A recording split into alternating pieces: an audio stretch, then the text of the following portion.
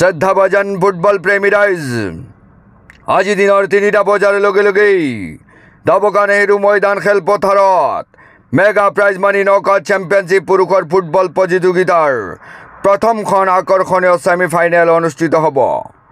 উক্ত খেলত প্ৰতিদ্বন্দ্বিতা কৰিব বুৰহান এফচি লংলি বস্তি বনাম তাৱাল এফচি মণিপুৰ। বুৰহান এফচি লংলি বস্তি বনাম তাৱাল এফচি মণিপুৰ। খেলপথাৰৰ সাহায্যতে বৰংগনি হিচাপেই প্ৰতিজন দৰ্শকৰ পৰা লোৱা হ'ব কেৱল মাত্ৰ 50 টকা। গতিকে উক্ত ছেমিফাইনেলখন উপভোগ কৰিবলৈ আপোনালোক সমূহ ৰাইজৰ উপস্থিতি একান্তভাৱে কামনা কৰা হ'ল। ধন্যবাদেৰে দবকা ক্ৰীড়া সন্থা। শ্ৰদ্ধাভাজন ফুটবল প্ৰেমী ৰাইজ, আজি দিনৰ 3টা বজাৰ লগে লগেই দবকা নেহৰু ময়দান খেলপথাৰত mega prize money knockout championship পুৰুষৰ ফুটবল প্ৰতিযোগিতাৰ প্ৰথমখন আকৰ্ষণীয় ছেমিফাইনেল অনুষ্ঠিত হ'ব।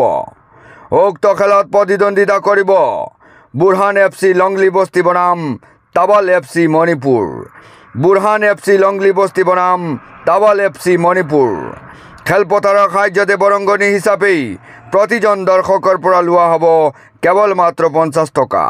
গতিকে উক্ত ছেমিফাইনেলখন উপভোগ কৰিবলৈ আপোনালোক সমূহ ৰাইজৰ উপস্থিতি একান্তভাৱে কামনা কৰা হ'ল। ধন্যবাদেৰে দবকা ক্ৰীড়া সন্থা। শ্ৰদ্ধাভাজন ফুটবল প্ৰেমী ৰাইজ, আজি দিনৰ 3টা বজাৰ লগে লগেই দবকা নেহৰু ময়দান খেলপথাৰত mega prize money knockout championship পুৰুষৰ ফুটবল প্ৰতিযোগিতাৰ প্ৰথমখন আকৰ্ষণীয় ছেমিফাইনেল অনুষ্ঠিত হ'ব। উক্ত খেলত প্ৰতিদ্বন্দ্বিতা কৰিব বুৰহান এফচি লংলি বস্তি বনাম তাৱাল এফচি মণিপুৰ। বুৰহান এফচি লংলি বস্তি বনাম তাৱাল এফচি মণিপুৰ। খেলপথাৰৰ সাহায্যতে বৰংগনি হিচাপেই প্ৰতিজন দৰ্শকৰ পৰা লোৱা হ'ব কেৱল মাত্ৰ 50 টকা। গতিকে উক্ত ছেমিফাইনেলখন উপভোগ কৰিবলৈ আপোনালোক সমূহ ৰাইজৰ উপস্থিতি একান্তভাৱে কামনা কৰা হ'ল। ধন্যবাদেৰে দবকা ক্ৰীড়া সন্থা। শ্ৰদ্ধাভাজন ফুটবল প্ৰেমী ৰাইজ, আজি দিনৰ 3টা বজাৰ লগে লগেই দবকা নেহৰু ময়দান খেলপথাৰত mega prize money knockout championship পুৰুষৰ ফুটবল প্ৰতিযোগিতাৰ প্ৰথমখন আকৰ্ষণীয় ছেমিফাইনেল অনুষ্ঠিত হ'ব। উক্ত খেলত প্ৰতিদ্বন্দ্বিতা কৰিব বুৰহান এফচি লংলি বস্তি বনাম তাৱাল এফচি মণিপুৰ। বুৰহান এফচি লংলি বস্তি বনাম তাৱাল এফচি মণিপুৰ।